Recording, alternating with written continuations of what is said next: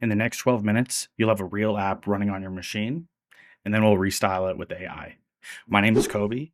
I've deployed 10 plus on-chain applications, worked with a bunch of different projects, 30 plus Web2 applications, and I've been vibe coding since 2023. This is vibe coding. So the app that we're going to build today, it's called ShipMint.art.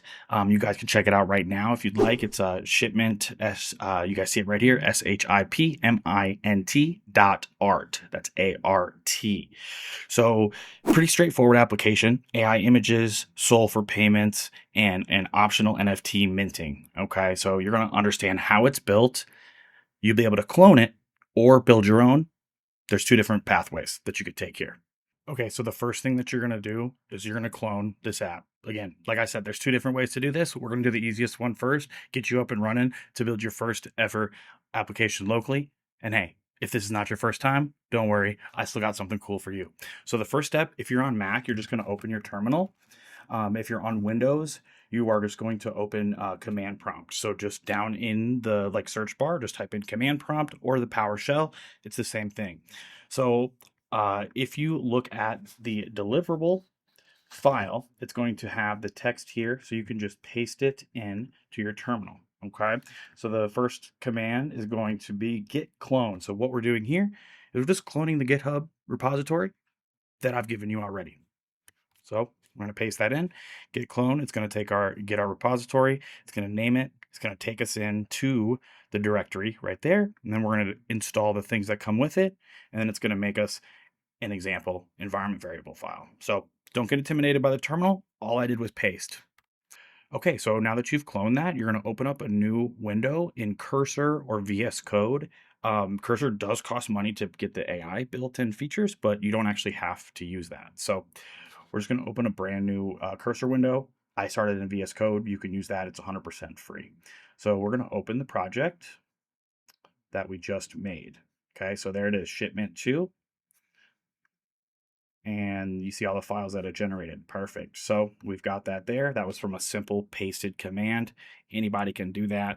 And as you see here on the left side of my screen, we've got the entire project. And the coolest part about cloning this repo is it's AI friendly. Okay, I wrote this entire thing with AI, and it's got things like our Claude MD and our agents file. This basically just tells the AI what the heck this project is. Okay, cool. Now that you've got it into your local machine, this is my repository. This is Web3 Matters ShipMint repository.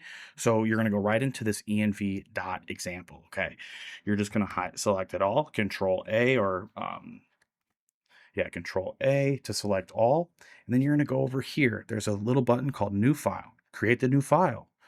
Call that .env. Okay, that's going to open up a blank env file.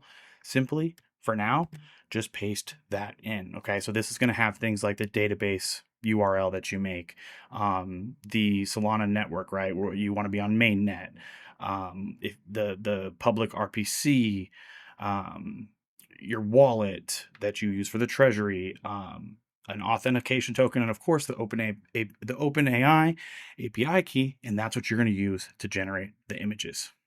And so once you have that, you can open up the terminal. You just pull up from the bottom, super easy. You're going to do the most simple command you've ever done in the world, npm run dev. Okay, and if that doesn't work like it did, then that just means you have to do npm install first, wait for that to go. And that's just going to download all the dependency package, which if you don't know what that means, it's the pieces of your app that other people have made that you can use, like Wallet Connect.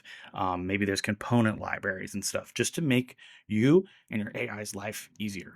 So once that's done, we're going to load it up on our machine and get you rolling so you can see the first ever UI that you made.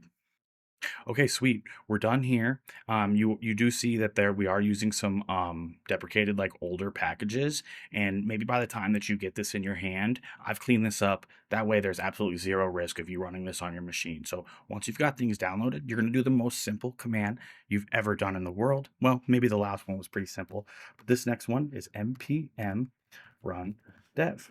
Boom. Super simple command there, and then you're going to hover over this local host. Click that, and that's going to open it up in your browser.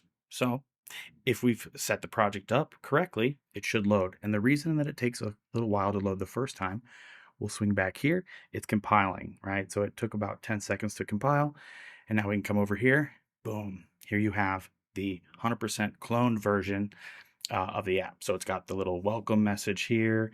And then if you hit this X, boom, here we are. So in less than 5 minutes, you've now cloned an application and you have a full working UI on your own machine. So good job. If you made it this far, pat yourself on the back.